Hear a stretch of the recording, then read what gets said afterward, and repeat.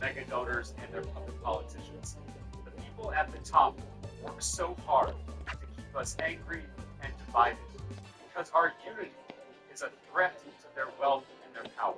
But what they're not expecting is for all of us to come together and take on the rigged system they created. See, like any campaign you've ever seen. Big money is powerful, but it is nothing compared to people power. I need you to become a founding donor to. This is Democracy Watch. Mark, this is a really important episode because we have something imminently coming up that I think everybody should be paying attention to that is not getting any coverage. Can you explain what's about to happen at the Supreme Court and why everyone needs to be paying attention to this?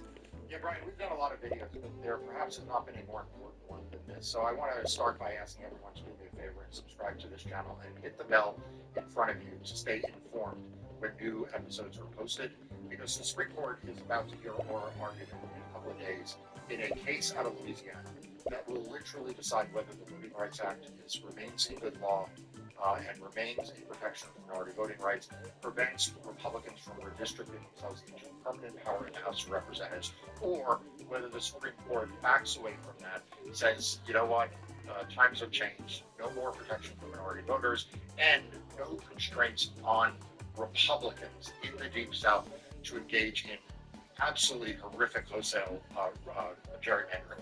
This is a five-alarm fire. I mean, you know, if there is any case in America that you, the audience, need to be paying attention to, Hey! really engaged, it is this Calais versus Louisiana. Fine. It's something that Brian and I talked about before. This is gonna give treats later. Forward, so please, You. be a personal fan. Subscribe to this Oh, channel, man. hit that bell, because it is Give me some vitally love, it's for you you. to understand what is going on in this case in every step of the process moving forward.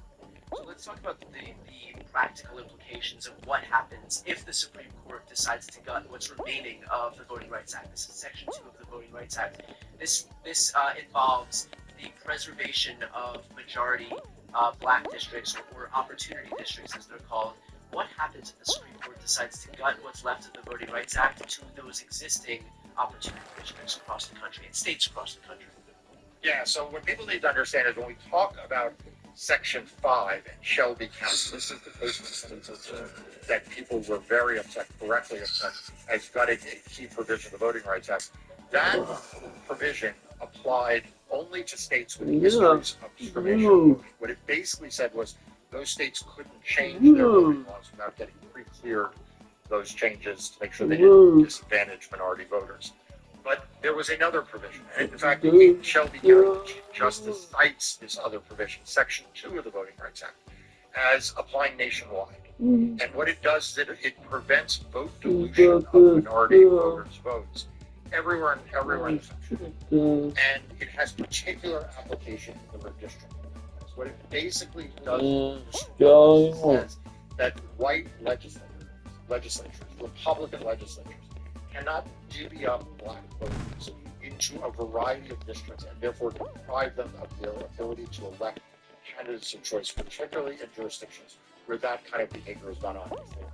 The net effect of that has been that throughout the Deep South, but also, as you point out, not in the Deep South, in states around the country, Native Americans in some places, Hispanics in places like Texas, have been protected from these kinds of vote dilution tactics. Well, if Section 2 is struck down, what it means is that Texas will be able to go back and redistrict again and destroy a bunch of districts where right now black voters and Hispanic voters are able to elect the candidates of choice. It means in Alabama and Louisiana and in Mississippi and in Florida and in Georgia and in South Carolina, just to name a few of the states.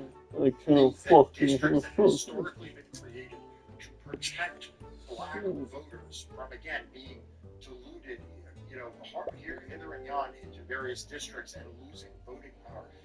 Those districts would no longer be protected under federal voting rights law. It could have a swing on the partisan level of 20 or 30 districts.